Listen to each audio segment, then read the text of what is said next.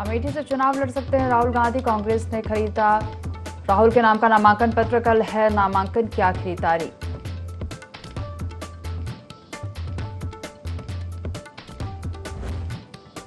PM Narendra Modi का कानपुर दौरा। BJP प्रत्याशी के समर्थन में करेंगे जनसभा। दौरे की तैयारियों में जुटे बीजेपी कार्यकर्ता।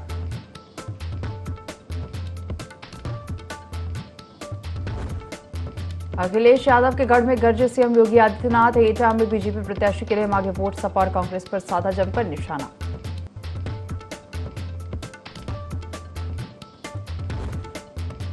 सपा में टिकट को लेकर फिर घमासान। सुल्तानपुर में राम भुआल को प्रत्याशी बनाने से नाराज हुए भीम निषाद पार्टी कार्यालय के बाहर बैठे धरने पर।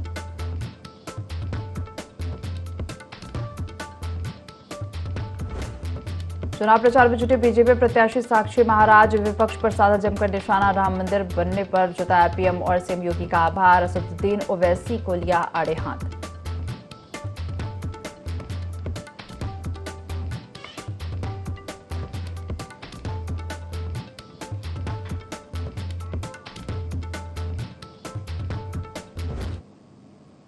यूपी लाइव देख रहे हैं यहाँ पर। मैं हूं आपके साथ दिव्या। बुलेटिन की शुरुआत करेंगे इस वक्त की बड़ी खबर के साथ। अमेठी से चुनाव लड़ सकते हैं राहुल गांधी। राहुल गांधी के करीबियों का अमेठी में डेरा। कल है नामांकन की आखिरी तारीख। कांग्रेस नेताओं ने राहुल के चुनाव लड़ने के संकेत दिए हैं।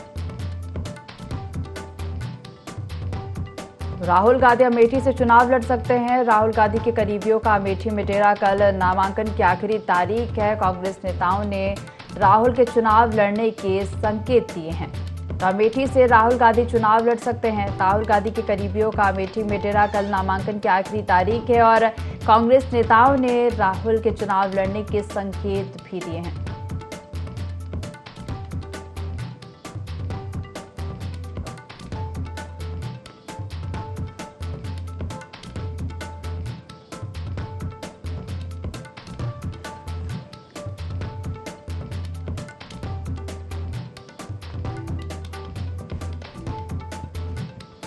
अमेठी से राहुल गांधी चुनाव लड़ सकते हैं। राहुल गांधी की करीबियों का अमेठी में डेरा। कल नामांकन की आखिरी तारीख है।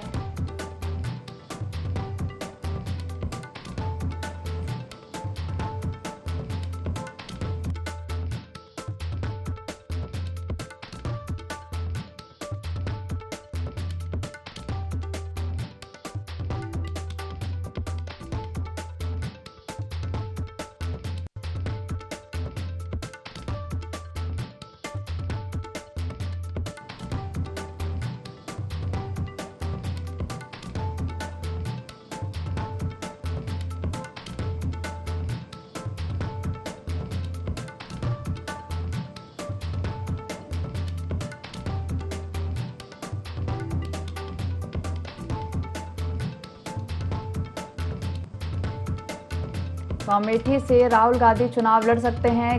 राहुल गांधी के करीबियों का अमेठी में डेरा। कल नामांकन की आखिरी तारीख है। कांग्रेस नेताओं ने राहुल के चुनाव लड़ने के संकेत भी दिए हैं।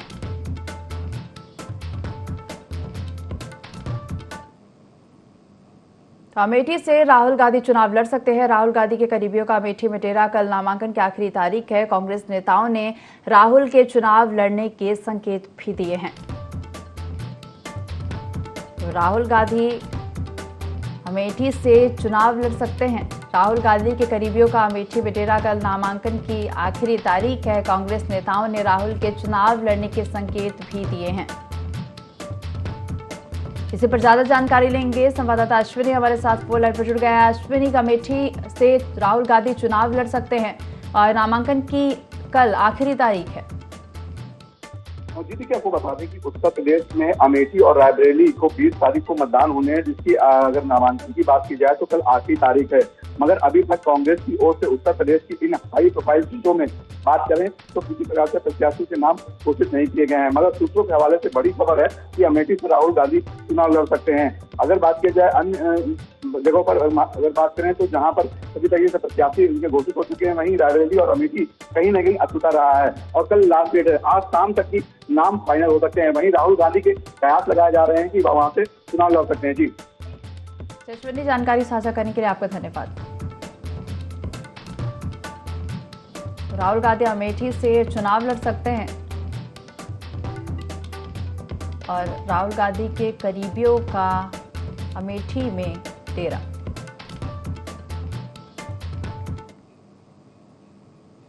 तो समाजवादी पार्टी में टिकट बंटवारे को लेकर एक बार फिर घमासान छिड़ गया है। सपा ने सुल्तानपुर से भीम निषाद को प्रत्याशी बनाया था, लेकिन बाद में फेरबदल कर राम भुआल निषाद को प्रत्याशी बनाया और इससे नाराज भीम निषाद लखनऊ में सपा कार्यालय के बाहर धरने पर बैठ गए।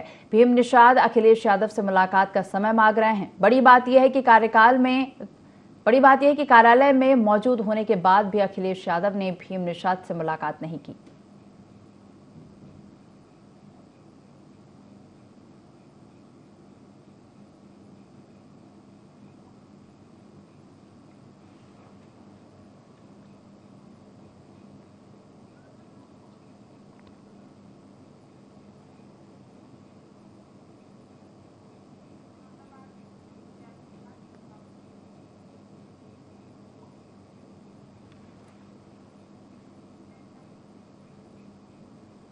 ऐसे रुख करेंगे फिरोजाबाद का, जहां सीएम योगी आदित्यनाथ बीजेपी प्रत्याशी के समर्थन में जनसभा कर रहे हैं। भारत माता की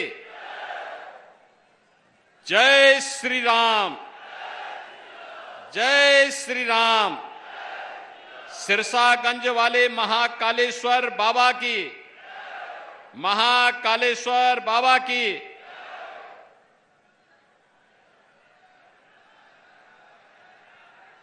बाबा नीम करौली की इस पावन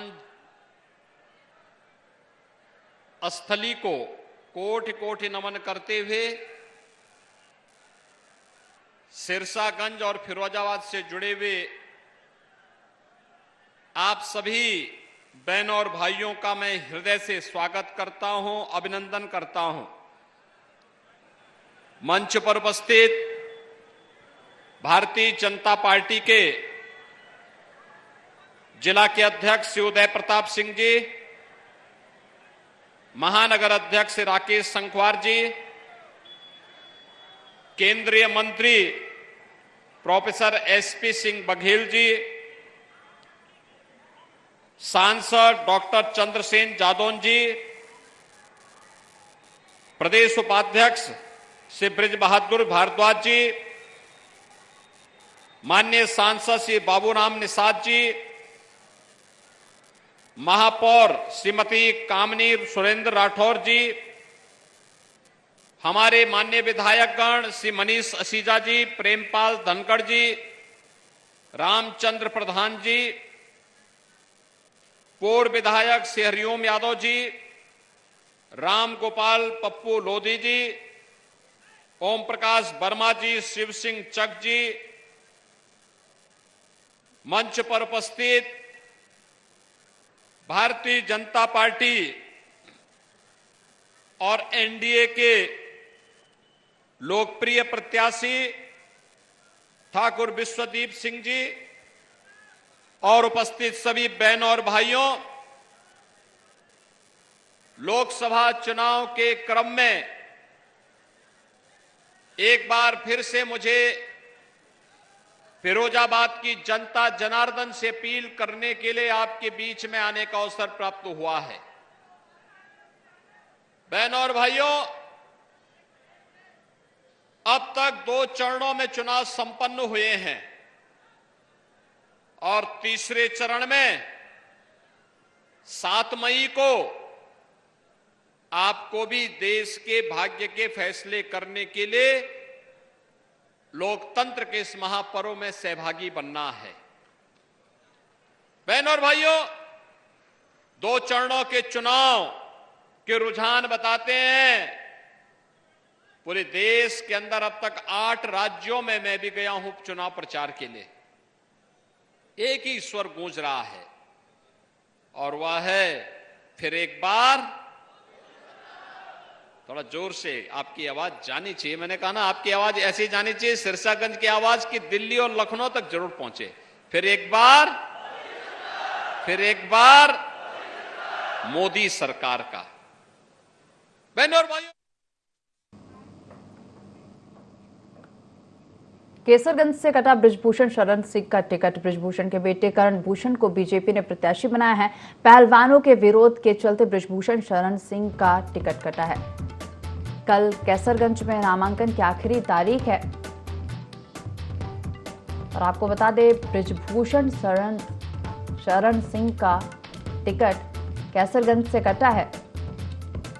बृजभूषण के बेटे करण भूषण को बीजेपी ने प्रत्याशी बनाया है। पहलवानों के विरोध के चलते बृजभूषण शरण सिंह का टिकट कटा है। तो आपको बता दें बृजभूषण के बेटे करण भूषण को बीजेपी ने प्रत्याशी बनाया है। पहलवानों के विरोध के चलते उनका टिकट कटा है। कल केसरगंज में नामांकन की आखिरी तारीख है। केसरगंज से बृजभूषण शरण सिंह का टिकट कटा है और बृजभूषण के बेटे करण भूषण को बीजेपी ने प्रत्याशी बनाया है। चलिए ज्यादा जानकारी लेंगे। विशेष संवाददाता अश्विनी हमारे साथ फोन लाइन पर जुड़ गए हैं। अश्विनी, बृजभूषण शरण सिंह का टिकट केसरगंज से कटा है और बेटे करण भूषण को बीजेपी ने प्रत्याशी बनाया है।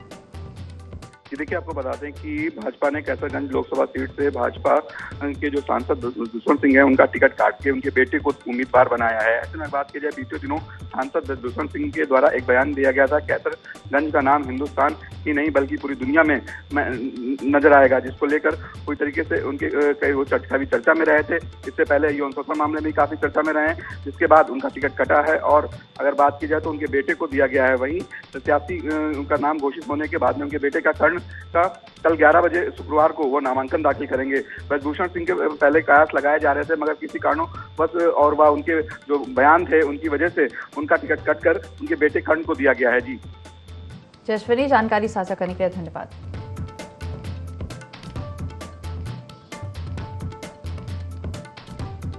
तो कल केसरगंज में नामांकन की आखिरी तारीख है और केसरगंज से बृजभूषण शरण सिंह का टिकट कटा है और बृजभूषण के बेटे करण भूषण को बीजेपी ने प्रत्याशी बनाया।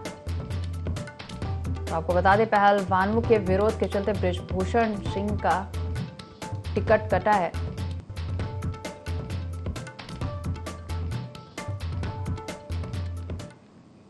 सीएम योगी आदित्यनाथ ने मैनपुरी में बीजेपी प्रत्याशी ठाकुर जयवीर सिंह के समर्थन में रोड शो किया। यहां पर सीएम योगी आदित्यनाथ बुलडोजर पर सवार रहे और इस सीट से सपा की तरफ से अखिलेश यादव की पत्नी डिंपल यादव मैदान में हैं।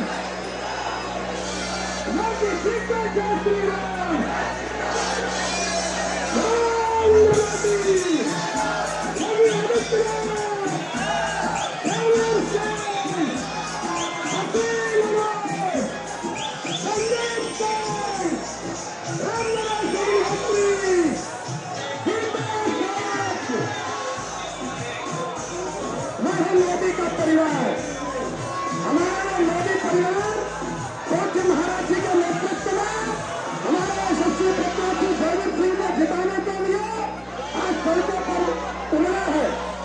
तो महाराज सिंह को देखने और सुनने के लिए आए हैं। ये बच्चे हैं, विद्या महाराज जी ने आपका अभिवादन स्वीकार कर लिया है, आपका अभिवादन स्वीकार कर लिया महाराज जी ने। हमारे सभी बड़े बुजुर्ग, युवा, माताएं, बहनें महाराज जी को अभिवादन करने के लिए सड़कों पर उतरे हुए हैं। सभी को महाराज जी अभिवादन स्वीकार कर रहे हैं। सभी की राम राम महाराज जी तक जा रही है। योगी जी को जय श्री राम, योगी जी को जय श्री राम, योगी जी को जय श्री राम, योगी जी को जय श्री राम। हम लोगों का परम सौभाग्य है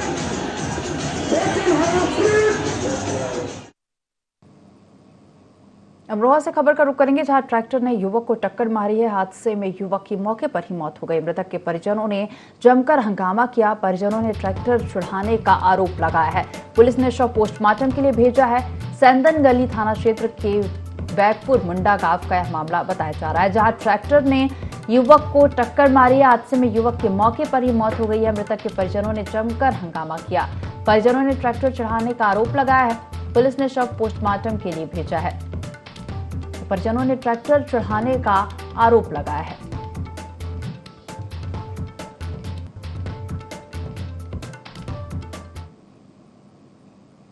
अमरोहा के बिजनौर रोड में स्कूल के बाहर खड़ी बाइक चोरी हो गई। जानकारी के मुताबिक युवक बाइक खड़ी करके टीचर से मिलने गया था, तभी चोरों ने बाइक चोरी की। पूरी घटना दुकान के बाहर लगे सीसीटीवी कैमरे में कैद हो गई। वही सूचना मिलते ही कोतवाली पुलिस मौके पर पहुंची और मामले की जांच शुरू कर दी।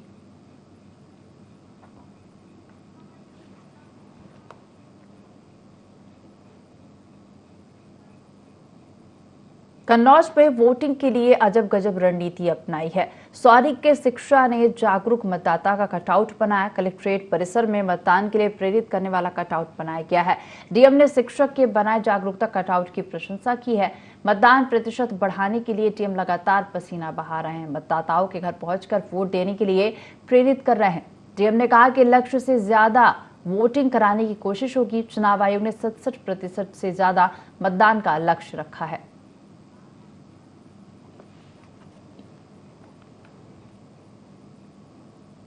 उन्नाव से बीजेपी प्रत्याशी साक्षी महाराज चुनाव प्रचार में जुटे और इसी कड़ी में जम्मू का गांव पहुंचे साक्षी महाराज ने विपक्ष पर जमकर निशाना साधा।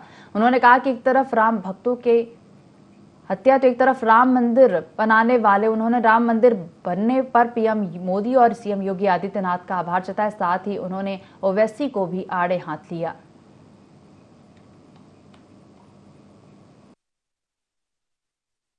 चुनना है, एक तरफ वो है जिन्होंने राम भक्तों की हत्या की, राम भक्तों के हत्यारे हैं चुनाव के मैदान में, और एक तरफ वो है जो राम मंदिर बनाने वाले हैं। आप मुझे देख रहे हो, अगर कोई अयोध्या उस समय गया हो तो मुझे पहचान लेना। अयोध्या का आंदोलन मेरे हाथ में था, बैरियर मैंने तोड़ा था, मुलायम सिंह के थंब को मैंने तोड़ा था। जब मुलायम सिंह का परिंदा पर नहीं मार सकता, हमने कहा किसी का पाप नहीं रोक सकता, अब अयोध्या जाए। हमारे सामने गोली चली थी, इन हाथों ने सरयू में से राम भक्तों की लाशों को निकाला। कोठारी बंधु मेरे पास थे, इधर से गोली, इधर से गोली, इधर से गोली, उन बेचारों को गोली लग गई, मैं बच गया। उनकी लाश को उठा के चार धाम मंदिर में लेके मैंने आया। वो दृश्य मैंने देखा अयोध्या का, दिल को दहलाने वाला, आत्मा को कपा देने वाला। कभी सोचा नहीं था कि अयोध्या में प्रभु श्री राम का मंदिर बन पाएगा, लेकिन मैं धन्यवाद करूं मोदी जी का, योगी जी का। विश्व का सबसे विशालतम और बढ़िया मंदिर बनकर के अयोध्या में तैयार। वो हैदराबाद का ओवैसी, वो हैदराबादी ओवैसी डाली वाला। अयोध्या में एक ईंट भी रखी गई मंदिर के नाम पर तो खून की नदियां बह जाएंगी। पता नहीं खून कहां से लाता वो। एक बूंद भी कहीं नहीं गिरी, मंदिर बन भी गया और उद्घाटन भी हो गया। झांसी के मोरानीपुर थाना क्षेत्र के कतौरा गांव में युवक की हत्या उसके चचेरे भाई ने कर दी। बताया जा रहा है कि युवक ने आरोपी को घर आए रिश्तेदारों की गाड़ी से पेट्रोल चोरी करते पकड़ लिया था और इस बात को लेकर दोनों के बीच विवाद हुआ। फिलहाल पुलिस आरोपी की तलाश में जुट गई है।